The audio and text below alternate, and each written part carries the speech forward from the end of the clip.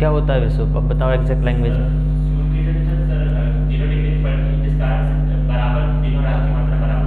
सम स्थिति को बोलते हैं, मतलब 12 घंटे दिन 12 घंटे रात। और कौन सी रेखा में पड़ता है वो? विषुवत रेखा। विषुव नाम भी उससे पड़ रहा है, विषुव। अब स्थिर विषुव की स्थिति कब बनती है बताओ? Time time time.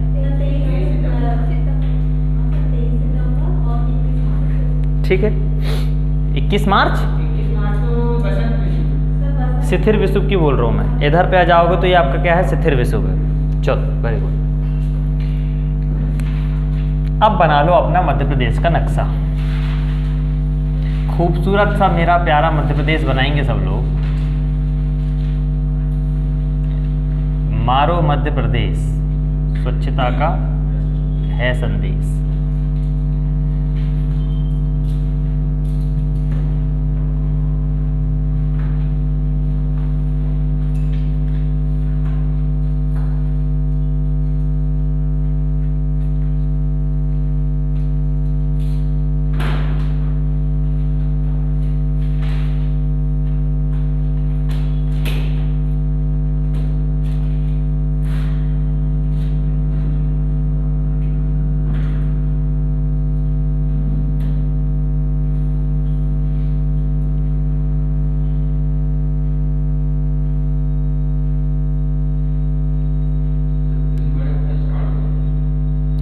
थोड़े थोड़े होना शुरू हो जाएंगे और क्या।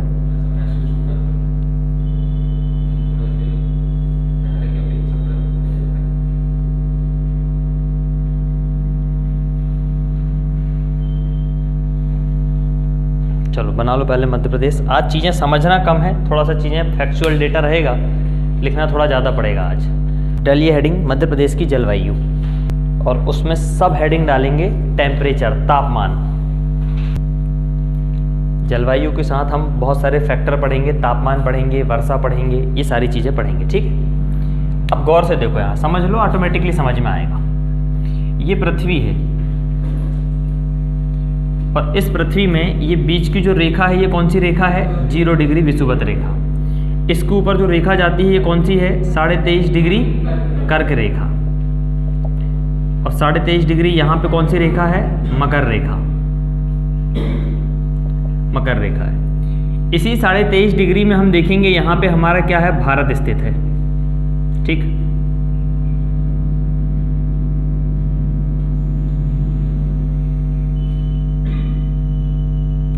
तो नीचे नहीं आता।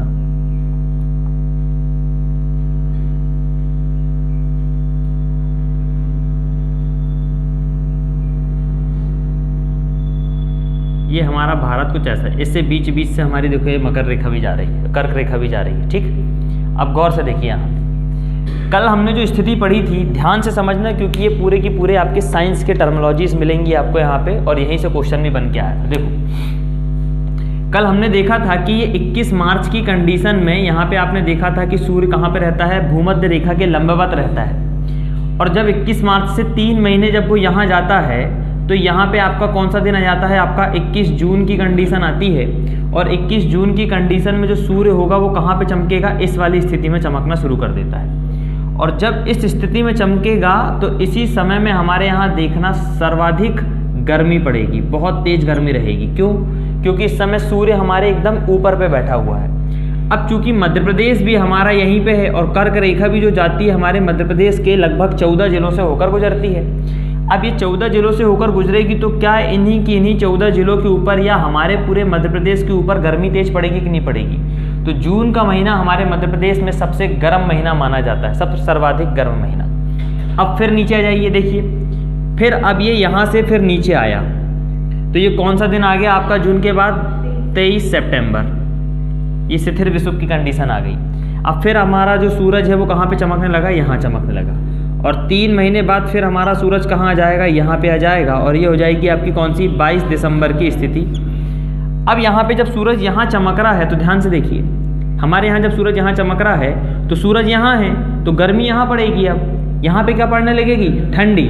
तो ये कौन सा महीना चल रहा है? दिसंबर। इसलिए मध्य प्रदेश में सबसे ठंडा महीना जो माना जाता है वो माना जाता है किसी? दिसंबर। 2 बातें तो आपको यहाँ से इजीली समझ में आ जाएगी।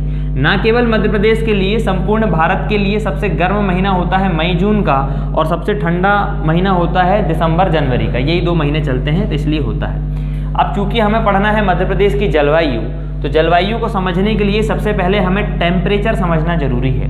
टेम्परेचर मतलब तापमान। क्यों? क्योंकि अगर ये भारत का ये ऐसा नक्शा है, ये भारत का जो नक्शा है ऐसा, और इसी भारत के नक्शे में हम लोगों ने देखा था कि जो जलवायु आती है वो किस प्रकार से आती है। यहाँ से आपकी क्या आ रहे हैं, मानसून आ रहे हैं, ऐसे पूरे मानसून आ रहे हैं। फिर एक सिचुएशन आपकी ऐसी भी मानसून की बनेगी, ये दोनों तरफ से आपके मानसून आते हैं। ये वाली जो है आपकी अरब शाखा कहलाती है, ये वाली कहलाती है आपकी बंगाल की खाड़ी वाली शाखा कहलाती है। जब ये दोनों मानसून आएंगे तो हमें ये देखना होता है कि ये मानसून आने की सिचुएशन किस कारण से बन रही है, टेम्परेचर के कारण से बनती है। क्यों? जिस जगह में टेम्परेचर अधिक होगा वहाँ पे आपका प्रेशर क्या होगा, कम होगा, और जहाँ पे टेम्परेचर ज़्यादा होगा तो प्रेशर कम होगा। तो क्या होगी, प्रेशर के कारण से चीज़ें इस तरफ और आना शुरू हो जाएंगी। हमने यही चीज़ देखा था कि 21 जून के समय में जब सूरज यहाँ पे चमकना शुरू करता है तो यहाँ पे टेम्परेचर बहुत ज़्यादा हो जाता है, और ज़्यादा होने के कारण यहाँ पे प्रेशर आपका क्या हो जाता है, कम होने के कारण इस दक्षिण वाले क्षेत्र से जितनी भी आपकी हवाएं होती हैं वो सारी की सारी हवाएं कहाँ आने शुरू हो जाती हैं, उत्तरी गोलार्ध की ओर आना शुरू होती है। जब वो उत्तरी गोलार्ध की ओर आएंगी तो चूँकि समुद्र के ऊपर से बहते बहते आएंगी तो अपने साथ क्या लेके आएंगी, आर्द्रता, नमी लेके आएंगी। और जब नमी लेके आएंगी तो ये जो जितनी भी हवाएं हैं, इन हवाओं में आपको क्या मिलेगा, सारी की सारी नमी मिलेगी। अब जितनी हवाएं, देखिए ये एक पहाड़ पड़ा और ये आपकी कौन कौन सी हवाएं आ रही हैं, पूरी ये हवाएं आ रही हैं, और इन हवाओं में क्या है, आपकी नमी है, आर्द्रता है। अगर मान के चलो ये इसको नहीं चढ़ पाई, पहाड़ को अगर ये नहीं चढ़ पाई, तो नहीं चढ़ पाएगी तो क्या होगा, जो आर्द्रता होगी, जो भी पानी होगा वो बहुत ज़्यादा भारी हो जाएगा। भारी होगा तो इन क्षेत्रों में क्या होने लगेगा, बारिश होने लगेगी। परंतु अगर ये इसको चढ़ पाती है, धीरे धीरे करके चढ़ जाएगी, तो क्या होता है, कभी भी देखना वायु में जब चीज़ें फ्लो करती हैं तो एक दूसरे के ऊपर घिसती हैं, वो वायु के कण के साथ घिसती हैं। हमारे हाथ में देखो, ठंड में हम देखना तेज़ ठंडी पड़ती तो हम ऐसे ऐसे करते हैं, ये क्या होता है, गर्माहट आ रही है। गर्माहट आने के कारण हम क्या कर रहे हैं, घर्षण कर रहे हैं, फ्रिक्शन। एक दूसरी चीज़ें जब घिसती है तो घिसने के कारण क्या होता है, उनमें गर्माहट पैदा होती है। ऐसे ही जब ये हवा चढ़ने लगती है, अगर चढ़ने की हिम्मत होती है तो चढ़ने लगती है, ऊंचाई कम पड़ती है। आपने देखा होगा पूर्वी घाट, पश्चिमी घाट। पश्चिमी घाट में जो आपकी जो मुंबई शाखा वाली जो पहाड़ियाँ हैं बहुत ज़्यादा ऊंची नहीं है, वो कहाँ है उतनी ज़्यादा ऊंची, बजाय पश्चिमी घाट में आप देखो कितनी ज़्यादा ऊंची ऊंची आपको चीज़ें मिलेंगी। तो हमने देखा कि इस वाले क्षेत्र में जब ये चढ़ेंगी, ये पहाड़ चढ़ना शुरू करेंगी, तो घर्षण के कारण क्या होगा, इनका टेम्परेचर क्या हो जाएगा, ज़्यादा हो जाएगा। टेम्परेचर ज़्यादा होगा अब जैसे ही टेम्परेचर ज़्यादा होगा तो एक बात ध्यान रखो, गर्मी में ये फर्श जल्दी सूखता है कि ठंडी में जल्दी सूखेगा, गर्मी में टेम्परेचर ज़्यादा है। ज़्यादा होने के कारण वो जितनी भी जो हवाएं थी जिनमें आर्द्रता थी वो क्या हो जाएगा, वाष्प बन के पूरी खत्म। जैसे ही यहाँ पे आएंगी ये, मतलब हमारे भारत के इस वाले क्षेत्र में अगर ये हवाएं आ रही हैं तो घर्षण के कारण इनकी क्या हो जाती है, नमी खत्म होना शुरू हो जाती है। नमी खत्म होना शुरू हो जाएगी तो ध्यान देंगे आप, यहाँ तक तो इनको पहाड़ नहीं मिलेंगे, परंतु जैसे ही इस वाली पहाड़ी को जो चढ़ना शुरू होंगी तो देखना आप मुंबई वाले क्षेत्र में इनकी बारिश की क्वांटिटी क्या हो जाएगी, कम हो जाती है। तो जब ये दक्षिण पश्चिम मानसून ये जो ऊपर चढ़ रहा है तो ये पश्चिमी घाट, पूर्वी घाट में जो, पश्चिमी घाट में जो आपकी घाटी में जो पहाड़ियाँ पड़ेंगी, ये पूरे की पूरे, ये कौन सा घाट हुआ यार, पूर्वी घाट हुआ, पश्चिमी हुआ, पूरब पश्चिमी, हाँ पश्चिमी घाट। पश्चिमी घाट में जितनी भी जो पहाड़ियाँ पड़ेंगी, उस पहाड़ी को चढ़ते चढ़ते पूरी की पूरी हवाओं की जो आर्द्रता होगी टेम्परेचर के कारण क्या हो जाती है, खत्म हो जाती है। इसलिए दक्षिण पश्चिम मानसून से बारिश तो होती है, दक्षिण पश्चिम मानसून से बारिश तो होती है, परंतु ये वाली जो शाखा है, ये कौन सी शाखा है, यहाँ कौन सा सागर है, अरब सागर है। अरब सागर की शाखा से बारिश कम होना शुरू हो जाती है। वही मानसून जब इस दिशा से आना शुरू होता है, यहाँ से आता है, तो यहाँ पे आप देखना ज़्यादा ऊंचे पहाड़ पर्वत आपको देखने को जरूर मिलेंगे, और पहाड़ चढ़ ही नहीं पाती हैं चीज़ें, देखेंगे पहाड़ चढ़ ही नहीं पाएंगी। ये ऊंचाई ज़्यादा होने के कारण यहाँ पे क्या होगा, वृष्टि छाया क्षेत्र बन जाता है और सारी की सारी आर्द्रता बारिश के रूप में गिर जाती है। ना केवल हमारे भारत में बल्कि संपूर्ण मध्य प्रदेश में भी जो सबसे ज़्यादा बारिश होती है वो किसके माध्यम से होती है? बंगाल की खाड़ी की शाखा से होती है। होती तो दक्षिण पश्चिम मानसून से ही है। ये जो मानसून आ रहा है ये तो दक्षिण पश्चिम मानसून ही है, परंतु दक्षिण पश्चिम मानसून की भी दो शाखा, एक हो गई बंगाल की शाखा, बंगाल की खाड़ी, और एक हो गई अरब की शाखा। अरब की शाखा से बारिश हमेशा कम ही होगी। क्यों होगी? क्योंकि आप जान रहे हो टेम्परेचर के कारण आर्द्रता खत्म हो रही है, परंतु बंगाल की खाड़ी वाली शाखा में आर्द्रता बराबर बनी रहती है। इस कारण से बंगाल की खाड़ी वाले क्षेत्र से न केवल भारत में बल्कि मध्य प्रदेश में भी जो जैसे जैसे बारिश होगी वो इस वाले क्षेत्र से बारिश होना शुरू हो जाएगी। देखो ये आ रही हवाएं, आई हवाएं, हमारा मध्य प्रदेश यहाँ है, ये बना है हमारा। हाँ, दक्षिण पश्चिम से दोनों ही आ रहे हैं, वो एक साथ ही आते हैं। ऐसा नहीं है कि ये इधर ही से बस दिखेगा, वो तो इधर ही दिखेगा। जब टकराएंगे तो फिर वापस आएंगे। अभी जब हम भारत का ज्योग्राफी पढ़ेंगे, जब मैं जलवायु पढ़ाऊंगा आपको, तो मैं बताऊंगा कि कैसे कैसे विक्षोभन होता है इनमें, कैसे कैसे चीज़ें बदलती हैं। अभी हम यहाँ पे अगर इसको बगराएंगे ना तो बहुत लंबा टॉपिक निकल जाएगा। ठीक,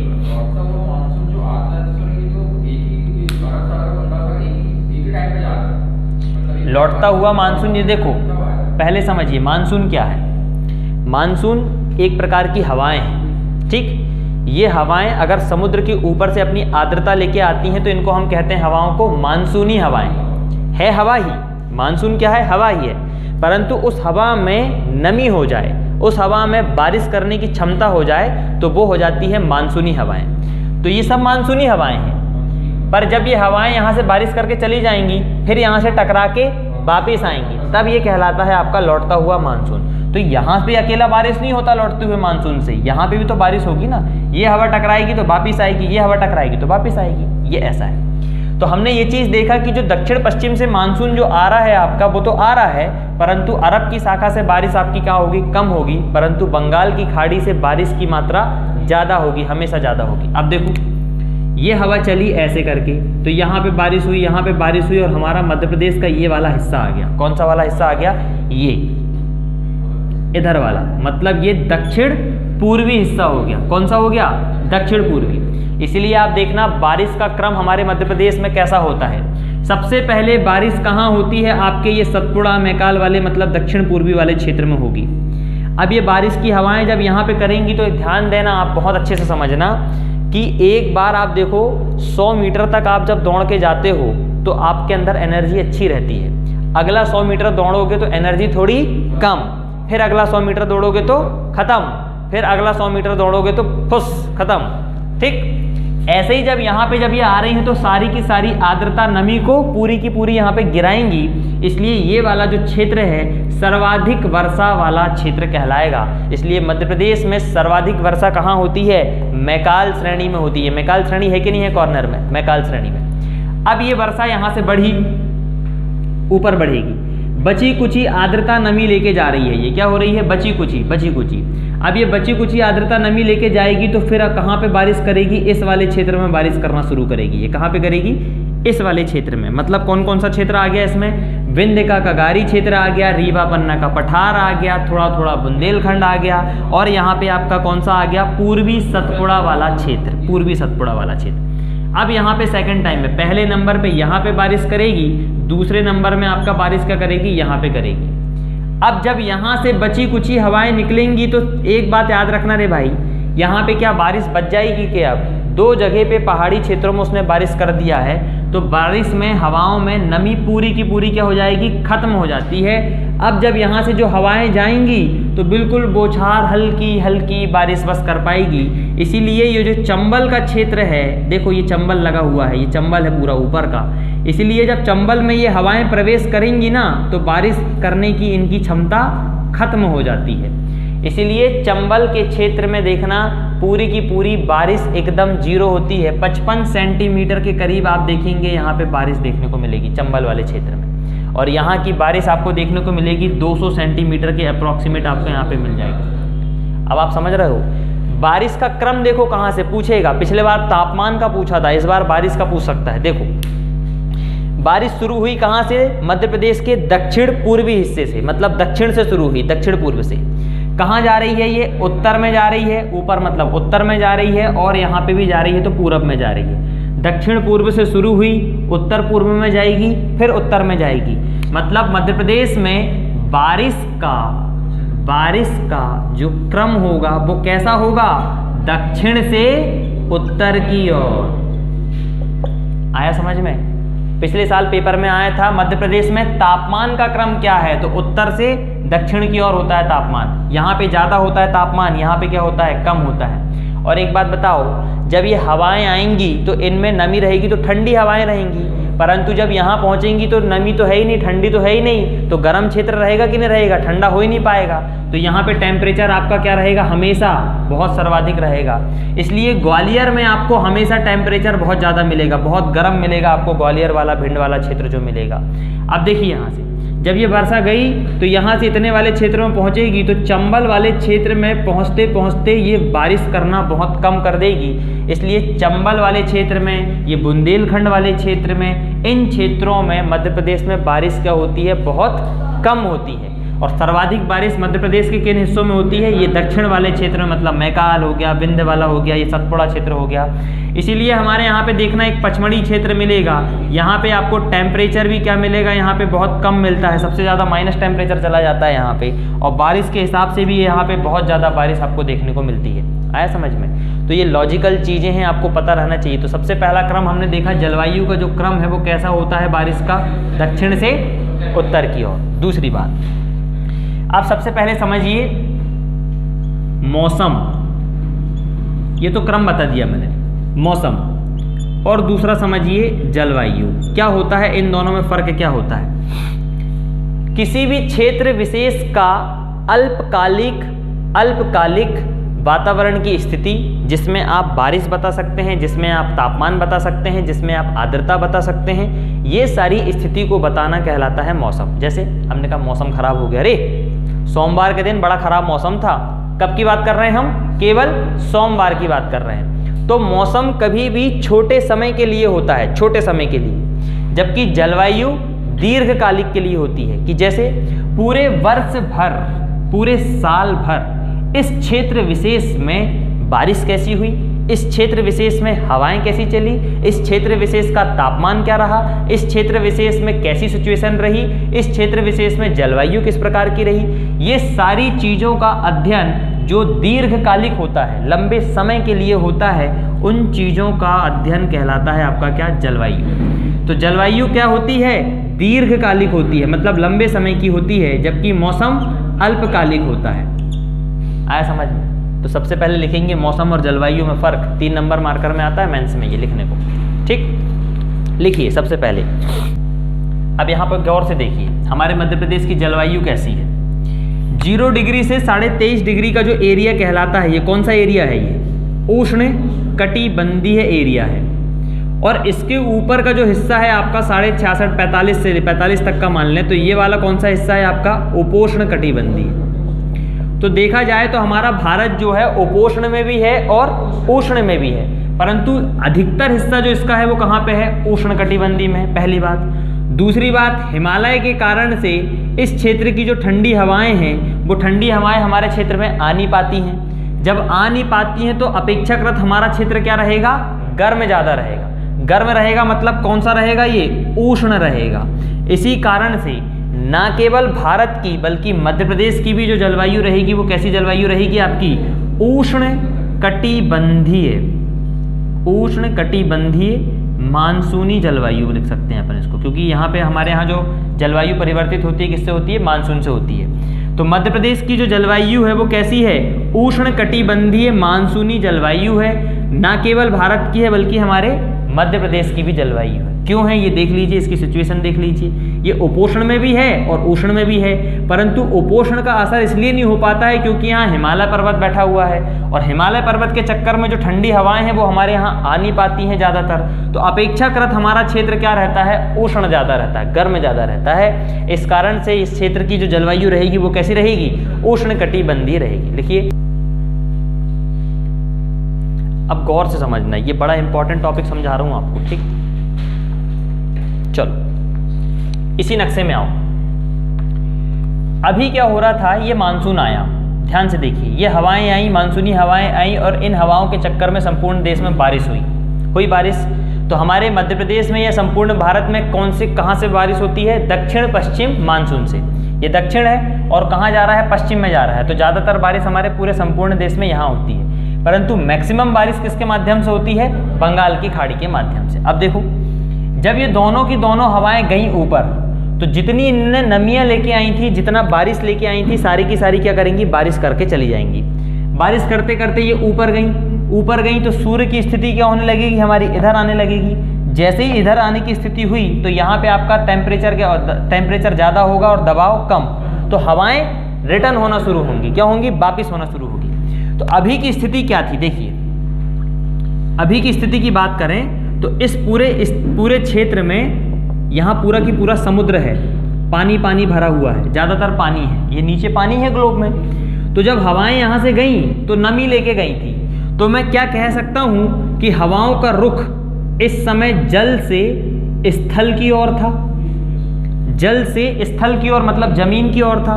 यहाँ पे पानी भरा हुआ है और यहाँ पे पूरे भूभाग बने हुए, पूरे जमीन है यहाँ पे। तो यहाँ लोग थोड़ी रहते हैं कोई। हमारे पूरे ग्लोब में आप देखना, अधिकतर लोग क्या, संपूर्ण पूरी दुनिया कहाँ पे है? उत्तरी गोलार्ध में स्थित है। दक्षिणी गोलार्ध में कोई नहीं रहता, बस थोड़ा थोड़ा हिस्सा मिल जाता है।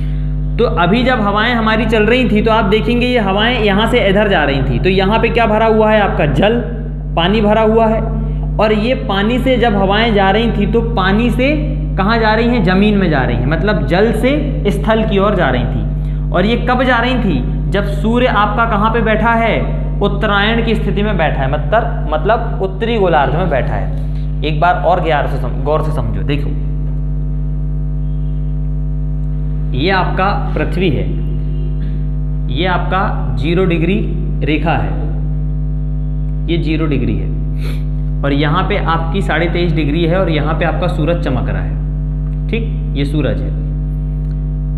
यहाँ पे भी आपका 23.5 डिग्री मकर है, यहाँ पे सूरज अभी नहीं चमक रहा है।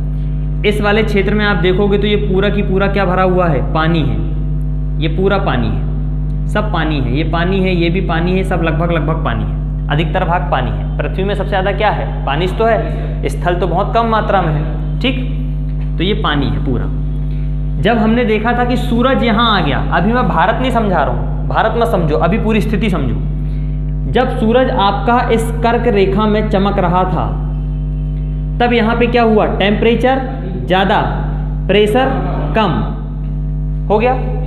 तो ये स्थिति के चक्कर में क्या हुआ? हवाएं नीचे से कहाँ बहना शुरू हुई? ऊपर, मतलब दक्षिण से कहाँ बह रही हैं? उत्तर की ओर। दक्षिण से कहाँ जा रही हैं? उत्तर की ओर। ठीक है, यहाँ तक आई। अब जब ये हवाएं यहाँ आ रही हैं तो आपने देखा कि ये किसके ऊपर से आ रही हैं? पूरे के पूरे समुद्रों के ऊपर से आ रही है। समुद्र के ऊपर से आ रही हैं, ऐसे ऐसे करके ऊपर ऊपर चली आ रही हैं। और आ कहाँ रही हैं? ये भारत वाले क्षेत्र में आ रही है। ये भारत का क्षेत्र जल है क्या जमीन है? तुम कहाँ खड़े हो? जल में हो कि स्थल में हो? स्थल में हो ना। तो जल से स्थल की ओर आती हैं। कब आती हैं हवाएं? जब सूर्य आपका कहाँ होता है? उत्तरी गोलार्ध में बैठा है, तभी तो आएंगी ना। अब देखो, जब सूरज यहां से इधर आ गया, मतलब दक्षिणी गोलार्ध में आ गया। ठीक, अब क्या होगा? जो हवाएं यहाँ पे थी तो यहाँ पे आपका प्रेशर हो गया क्या? ज़्यादा, टेम्परेचर हो गया कम। यहाँ पे टेम्परेचर हो गया ज़्यादा, प्रेशर हो गया कम। तो हाई प्रेशर से फिर कहाँ आएंगी? वो लो प्रेशर में आना शुरू होंगी। तो अब जो हवाएं यहाँ पे थी, जो कि कहाँ से आई थी? दक्षिण से उत्तर की ओर आई थी, अब वही हवाएं उत्तर से दक्षिण की ओर, मतलब कहाँ आना शुरू हो जाएंगी? वो स्थल से जल की ओर आना शुरू हो जाएंगी। अब सुनो, जल से स्थल की ओर जा रहे थे तो पानी लेके गए थे। स्थल से जल की ओर आएंगे तो पानी लेके आएंगे क्या? सब तो वर्षा दिए ना।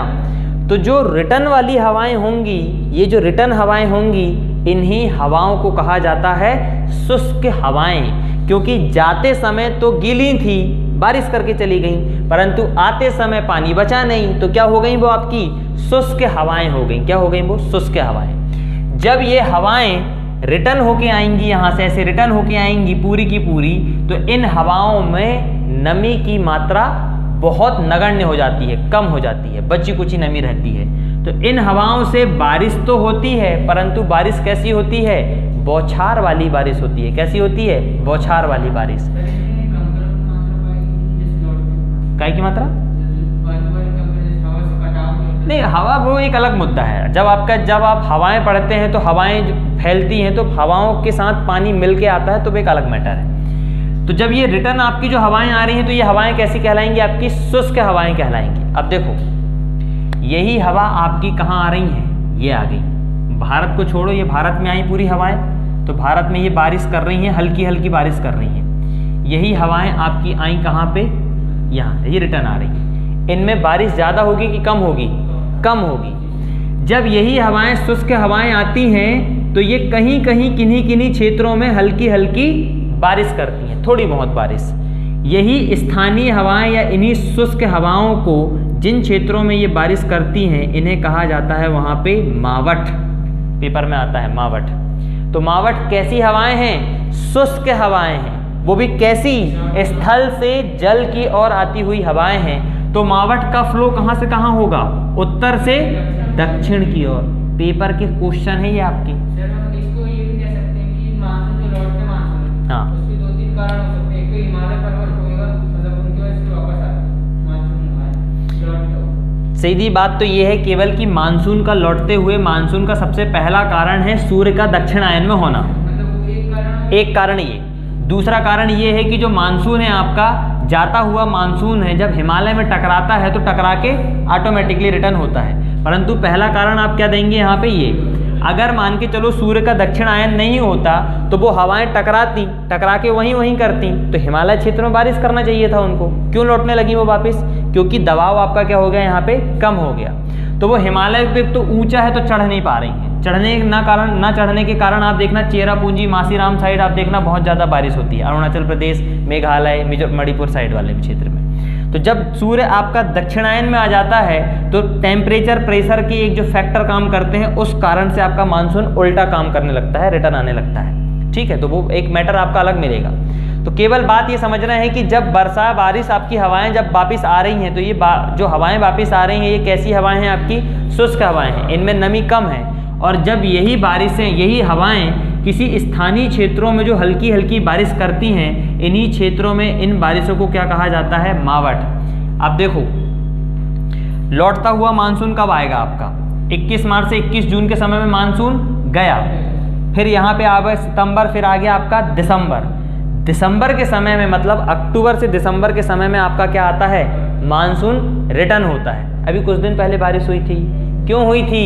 यही इसी के कारण से हुई थी। तो जो मानसून है, ये मानसून जो शुष्क वाला रिटर्न होके आ रहा है, जिनको हम मावठ कह रहे हैं, इस समय कौन कौन सी फसल लगाई जाती है? बताओ।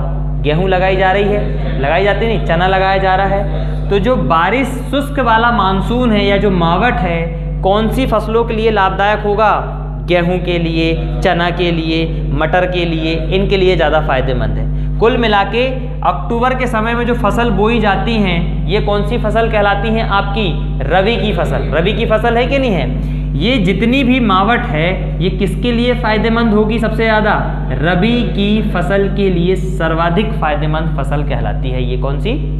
मावठ। आया समझ में? तो ये दो तीन बातें पहले लिख लो, फिर इसके बाद आगे बढ़ेंगे।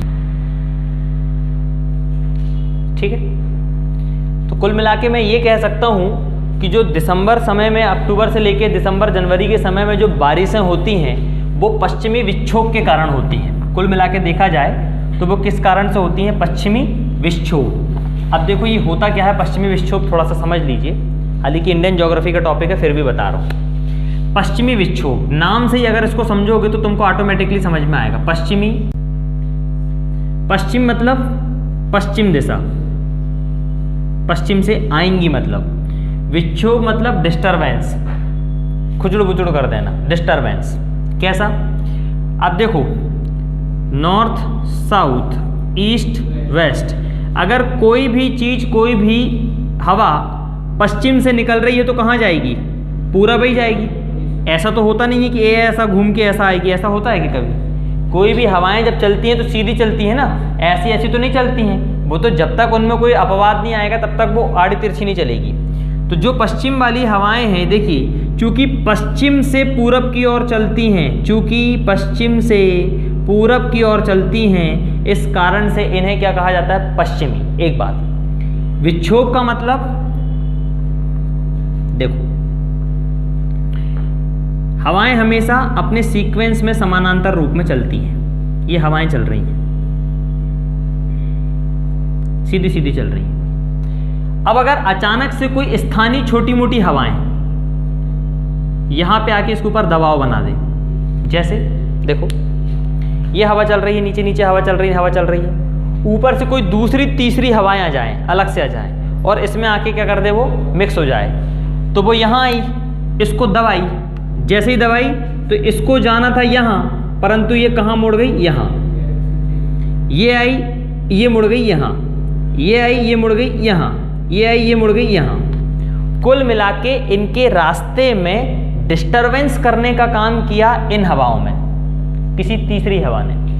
कोई हवा सीधी सीधी चल रही थी, अच्छी खासी चल रही थी, उसके ऊपर आके किसी स्थानीय हवा में, हो सकता है वो पहाड़ी हवा हो सकता है वो उस क्षेत्र की मानसूनी हवा हो सकता है वो सागरीय हवा हो, अलग अलग हवाएं हो सकती हैं। वो हवाएं आईं और इसके ऊपर आके उन्होंने क्या किया, दबाव बनाना शुरू कर दिया। दबाव बनाया तो ये अपने रास्ते से भटक गई, अपने रास्ते से क्या हो गई, भटक गई। ये जो भटक रही हैं, ये जो डिस्टर्ब हो रही हैं, इसे ही हिंदी की भाषा में, ज्योग्राफी की भाषा में कहा जाता है क्या, विक्षोभ। ये है पश्चिमी विक्षोभ। अब इसको ग्लोब में समझो। ये हवाएं एक्चुअल में देखा जाए तो भूमध्य सागर के बीच से निकल के आती हैं। मुझे एक बात बताओ, भूमध्य सागर किन दो महाद्वीपों के बीच स्थित है? यूरोप और अफ्रीका। समझे, नहीं ध्यान है क्या? अरे जब मैंने तुमको टेक्टोनिक थ्योरी बताया था तो बताया था कि यहाँ पे आपका कौन सा है, ये आपका अफ्रीका महाद्वीप है ऐसा, और यहाँ पे आपका कौन सा है, यूरोप महाद्वीप।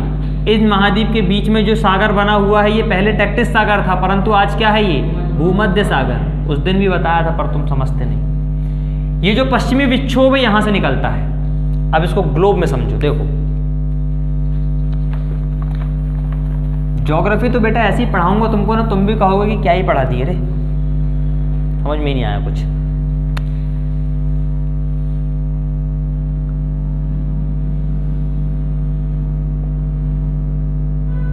क्या है ये?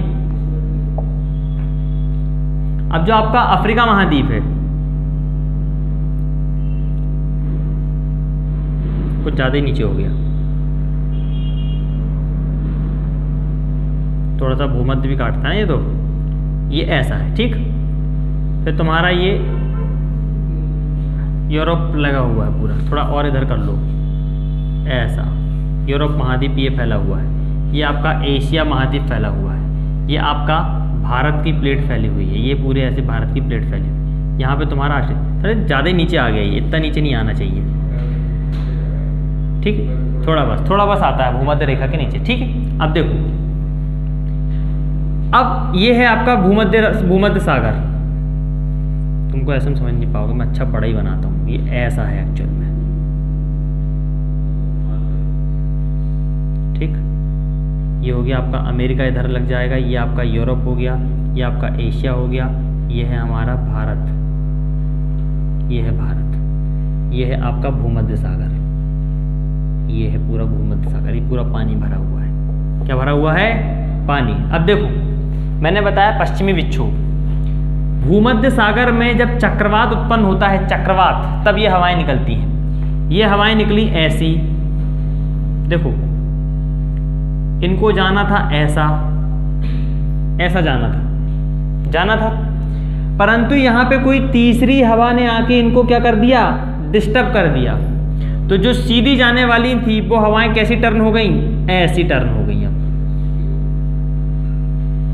आया समझ में? अब ये कहाँ से आ रही, हमारे जम्मू कश्मीर, दिल्ली विल्ली, इन क्षेत्रों में बारिश क्यों होने लगती है? तुमने देखना न्यूज़ में सुने होगे अभी कि दिल्ली में सर्वाधिक बारिश दर्ज की जा रही है पश्चिमी विक्षोभ के कारण, वेस्टर्न डिस्टर्बेंस के कारण विक्षोभ किया जा रहा है। देखो जब ये बारिश आएंगी तो कहाँ जाएगी, देखो इधर पंजाब दिल्ली वाले क्षेत्र में, और हमारा मध्य प्रदेश का ये वाला क्षेत्र पूरा चल जाएगा।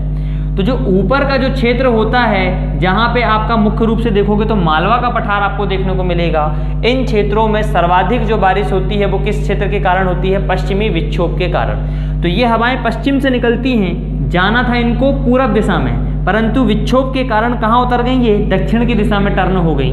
तो ये दक्षिण पश्चिम दिशा में उतर के जाने लगी और हमारा भारत बीच में आ गया। इस कारण से हमारे मध्य प्रदेश का ये जो उत्तर पश्चिम वाला हिस्सा है, ये हमारा पश्चिम है, ये हमारा उत्तर है, तो ये उत्तर पश्चिम वाला जो दिशा है, इस दिशा में जो सर्वाधिक बारिश होती है वो किसके कारण से होती है? पश्चिमी विक्षोभ के कारण। और इसी पश्चिम विक्षोभ को हम क्या कहते हैं हमारे स्थानीय क्षेत्रों में? मावठ के नाम से जानते हैं। 3 नंबर का क्वेश्चन आता है ये, और पेपर में प्रीलिम्स में आता ही आता है, इसको ध्यान रखेंगे, ठीक है। ये है आपका। चलिए आगे बढ़ेंगे। चलो एक चीज़ और लिख लीजिए, अभी थोड़ा करंट अपडेट टाइप का है। वर्ष 2013 में, ध्यान से देखिए, अभी तक ऋतु संबंधित आंकड़े कौन कर रहा था प्रकाशित? इंदौर से ही पूरे ऋतु संबंधित आंकड़े प्रकाशित होते हैं हमारे मध्य प्रदेश के। परंतु वर्ष 2013 में उज्जैन में एक क्या बनाया जा रहा है? अत्याधुनिक, मतलब आधुनिक ऋतु वेधशाला, आधुनिक ऋतु वेधशाला बनाई जा रही है, जो आगे चल के इसकी क्या करेगी? मदद करेगी, ठीक है। तो लिख लीजिए, ये हमारे यहाँ आधुनिक ऋतु वेधशाला कहाँ पे बन रही है? उज्जैन में बन रही है। लिखिए, तो क्या नाम है इसका एक्चुअल में? वराह मिहिर आधुनिक ऋतु वेधशाला। कहाँ पे है ये? डोंगला। डोंगला कहाँ पे है आपका? उज्जैन। बनाया कब गया? 2013 में। तो मध्य प्रदेश की पहली आधुनिक ऋतु वेधशाला कहाँ पे बनी? उज्जैन में। और ऋतु संबंधित आंकड़े कहाँ से प्रकाशित होते हैं? इंदौर से। दोनों पीटी के क्वेश्चन है आपके, ठीक है। चलो, ये छोटी छोटी फैक्चुअल बातें हैं, इसमें कोई जलवायु संबंधित कोई बहुत बड़ी चीज़ें नहीं है। अब आप देखेंगे, ऋतुओं को अगर अपन तरीके से पढ़ते हैं, तो जो ऋतुएं हैं वो कितने प्रकार की होती हैं एक्चुअल में? 4 प्रकार की। क्यों? ऋतु कितने प्रकार की होती है? ऋतु 3 प्रकार की। जब हम ऋतुओं को पढ़ते हैं तो ये ऋतु जो होती हैं कितने प्रकार की होती हैं? 3 प्रकार की। पहली कौन सी होती है? शीत ऋतु। फिर ठंडी के बाद वर्षा आती है क्या? ग्रीष्म ऋतु। फिर वर्षा ऋतु, ठीक। 3 प्रकार की ऋतुएं होती हैं। ये जो ऋतुएं हैं, शीत ऋतु, ग्रीष्म ऋतु, वर्षा ऋतु, इन्हीं ऋतुओं को हमारे मध्य प्रदेश में अलग अलग नामों से जाना जाता है, पेपर में आएगा। शीत ऋतु को हमारे मध्य प्रदेश में शियाला के नाम से जाना जाता है। शियाला, देखो सिटी वाला सा शीत ऋतु, सिटी वाला सा शीत ऋतु, तो शीत ऋतु से शियाला। आप देखेंगे जो वर्षा ऋतु है, ये वर्षा ऋतु देखो बारिश कितने महीने चलती है? 4 महीने। तो बारिश ऋतु को, वर्षा ऋतु को मध्य प्रदेश में चौमासा के नाम से जाना जाता है, चौमासा। और ये जो ग्रीष्म ऋतु है, गर्मी है, इसे यूनाला के नाम से जाना जाता है। यूनाला या यू नाला, ऐसे करके आ सकता है, उनाला या यूनाला, इन नामों से जाना जाता है। पीटी में पूछा जाएगा निम्न में से शियाला कौन सी ऋतु है? शीत ऋतु, ग्रीष्म ऋतु, वर्षा ऋतु, या निम्न में से कोई भी नहीं। आया समझ में? ध्यान लिख लो इसको भी। अच्छा एक बात बताओ इधर सब लोग ध्यान से देखो, बारिश दक्षिण से उत्तर की ओर हो रही है। सुनो इधर, जहाँ पे बारिश ज़्यादा होगी वहाँ पे टेम्परेचर ज़्यादा होगा कि कम होगा? कम होगा। होगा कि नहीं होगा? जहाँ पे अगर बारिश ज़्यादा हो रही है तो टेम्परेचर ज़्यादा कहाँ होगा? उत्तर में। तो मध्य प्रदेश के उत्तरी भाग में सर्वाधिक टेम्परेचर पाया जाता है। तुमने अभी देखा ग्वालियर वाले क्षेत्र में, इन क्षेत्रफिंड में, आप देखो, है ना। और वहाँ बारिश भी कम होगी। पिछले साल क्वेश्चन में आया था पीएससी के, पिछले साल ये आया था कि मध्य प्रदेश में तापमान का क्रम किस दिशा से किस दिशा की ओर होता है। तो बारिश का क्रम दक्षिण से उत्तर, तो तापमान का उल्टा होगा, उत्तर से दक्षिण होता है, ठीक है। तापमान का उल्टा क्रम कहीं पे भी नोट बना के लिख लो, मध्य प्रदेश में तापमान का क्रम उत्तर से दक्षिण होता है।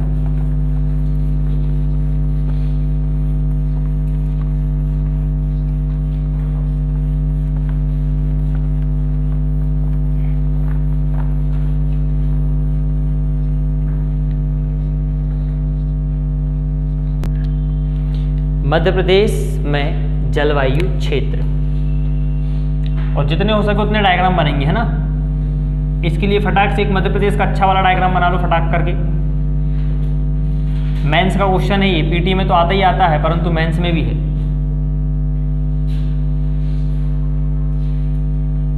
अलग से बनाएंगे ये वाला डायग्राम।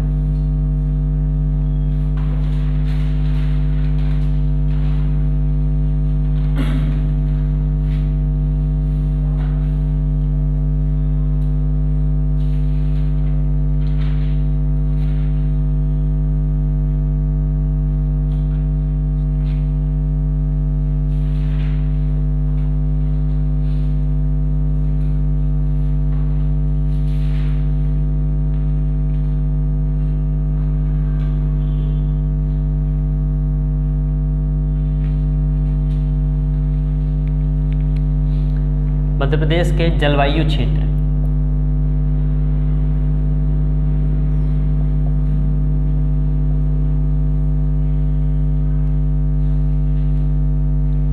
पहले डायग्राम बना दे रहा हूं मैं आपको ताकि आपको बहुत अच्छे से समझ में आए।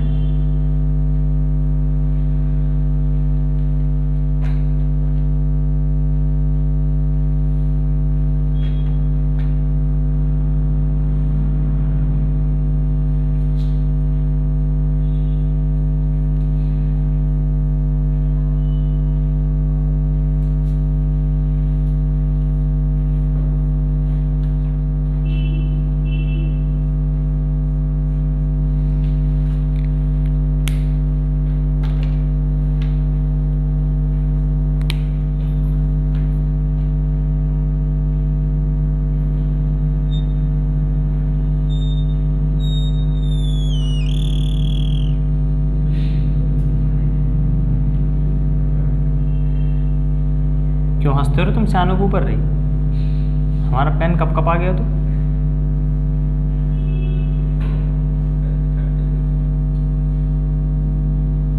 क्यों नहीं हाँ सियानों के ऊपर हंसते बेटा?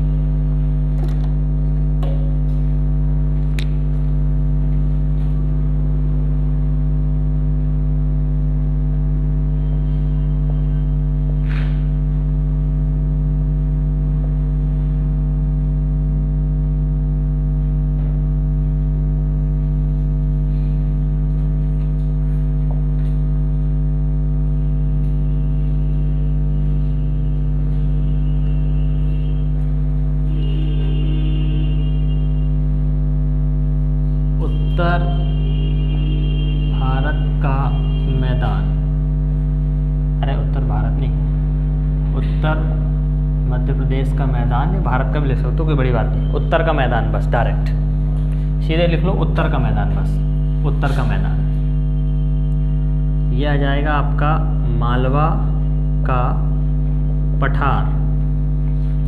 ये आ जाएगा आपका कौन सा है, ये नर्मदा सोन घाटी। और ये पूरा जो क्षेत्र है सबसे बड़ा, ये है आपका विंध्य प्रदेश। ये सब विंध्य प्रदेश है आपका, सतपुड़ा सब उसी में आ जाता है। नर्मदा सोन घाटी, मालवा का पठार, उत्तर का मैदानी पठार,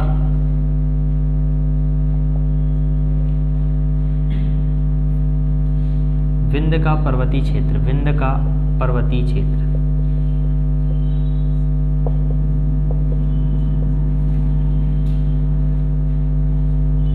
क्या सबका इधर? चलो देखो, ये क्या समझाने की कोशिश कर रहा हूँ, है छोटा सा, परंतु डायग्राम के माध्यम से जल्दी समझ में आता है।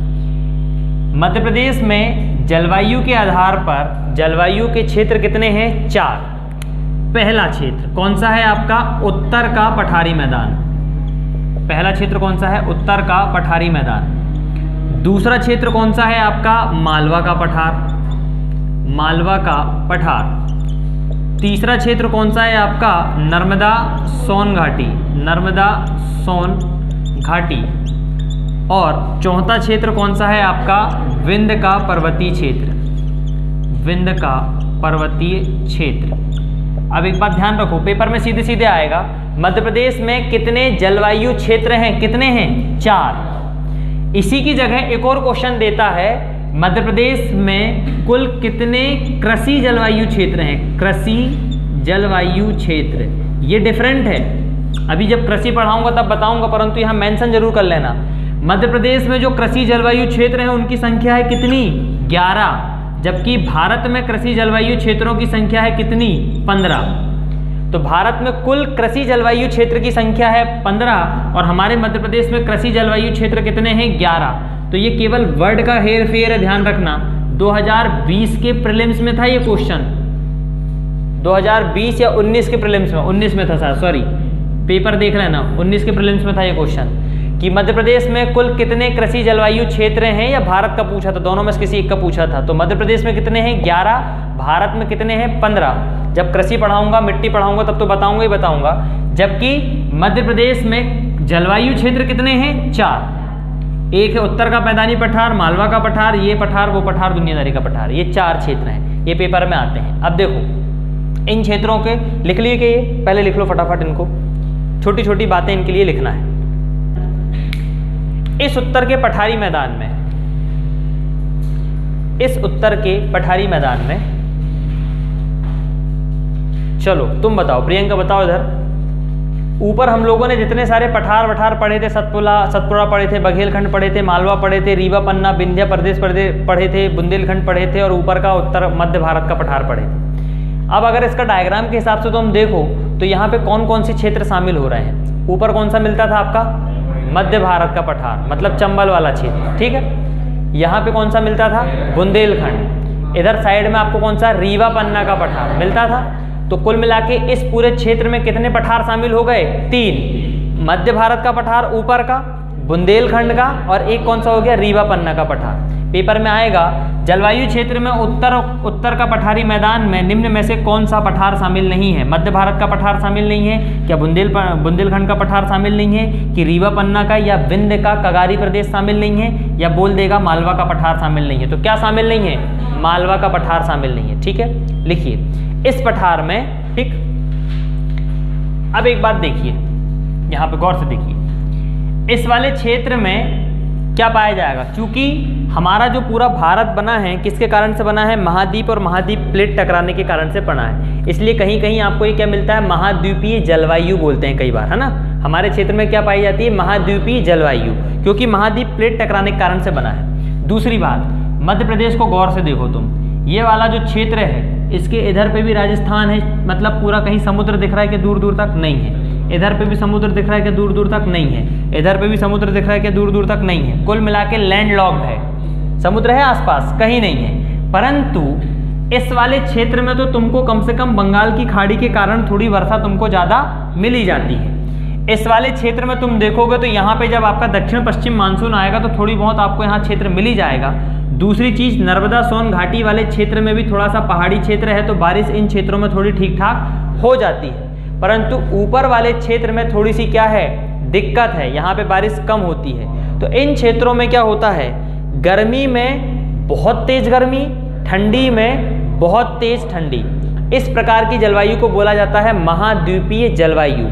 जिन क्षेत्रों में गर्मी में बहुत ज़्यादा गर्मी, ठंड में बहुत ज़्यादा ठंडी पड़ती है, इन क्षेत्रों को कहा जाता है कौन सी जलवायु वाला क्षेत्र, महाद्वीपीय जलवायु वाला क्षेत्र। लिख लीजिए, उत्तर के पठारी मैदान में लिखेंगे।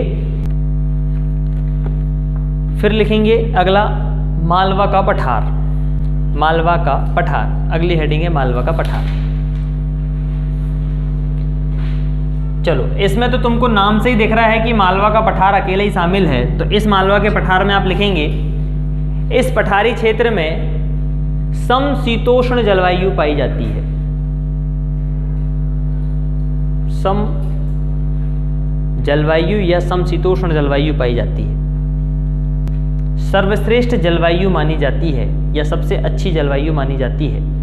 इसका मतलब क्या हुआ, समशीतोष्ण जलवायु का मतलब गर्मी में ना जा गर्मी, ठंडी में ना ज़्यादा ठंड, सामान्य मौसम रहेगा, सामान्य टाइप का, ठीक है। तो लिख लेंगे, इसमें लिख सकते हैं, तुम जब गाड़ी घोड़ा से जाते हो तो बिल्डिंगों के बीच से निकलते हो तो ठंड ज़्यादा लगती है कि गर्मी ज़्यादा लगती है, फील करो। देखो चीज़ों याद मत करो, इस क्षेत्र में ठंडी कम क्यों पड़ रही है ये भी समझो। तुम जब गाड़ी से जाते हो तो एकदम पूरा मान के चलो, इधर भी पहाड़ है, इधर भी पहाड़ है, बिल्डिंग बनी है और ठंड बिल्कुल कड़कड़ा के ठंड पड़ रही है। तो एक क्षेत्र यहाँ से निकले तुम तो यहाँ ठंडी ज़्यादा लगेगी क्या, फिर थोड़ी आगे गए तो एकदम मैदानी क्षेत्र, खेत ही खेत है पूरे, मैदान पूरे, कहाँ लगेगी, मैदानी क्षेत्र में। कहने का मतलब जहाँ घाटी आ जाती है उन घाटी क्षेत्रों में ठंड क्या हो जाती है, कम हो जाती है, क्योंकि घाटी क्षेत्र बन गया ना। और तुम जैसे ही मैदानी क्षेत्र में जाओगे, खुले क्षेत्र में जाओगे तो सनसनाती हुई ठंडी लगती है। तो इस वाले क्षेत्र में आप देखना नर्मदा सोन घाटियाँ हैं और घाटियों के चक्कर में गर्मी ज़्यादा पड़ती है, परंतु ठंड आपकी क्या रहेगी, हमेशा कम रहेगी। इस कारण से यहाँ पे ठंड क्या पड़ती है आपकी, कम पड़ती है। ठीक है, चलो विंध्य पर्वतीय क्षेत्र डालिए अगला क्षेत्र। विंध्य का पर्वतीय क्षेत्र,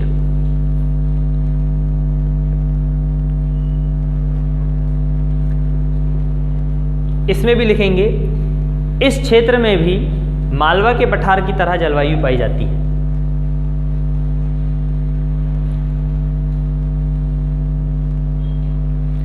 इस क्षेत्र में भी मालवा के पठार की तरह जलवायु पाई जाती है, जिसे समशीतोष्ण जलवायु कहते हैं। चलो नेहा तुम बताओ इसमें कौन कौन से पठार शामिल हुए हैं, बताओ देख के। ये पूरा विंध्य का पर्वतीय क्षेत्र है, इसमें कितने पठार शामिल होंगे अब? सतपुड़ा हो गया, ठीक है, फिर विंध्याचल भी है, ठीक है, और एक और बघेलखंड। तो कितने पठार शामिल हुए इसमें? 3। एक तो मिला तुमको बघेलखंड, ये पूरा बघेलखंड, एक विंध्याचल पर्वत वाला क्षेत्र मिला और एक मिला कौन सा, सतपुड़ा पर्वत वाला क्षेत्र मिला। तो लिख लीजिए। अच्छा, कई अगर सवाल पूछ ले, मान के चलो कि उत्तर के मैदानी पठार में निम्न में से कौन सा जिला शामिल नहीं है, बता नहीं पाओगे क्या?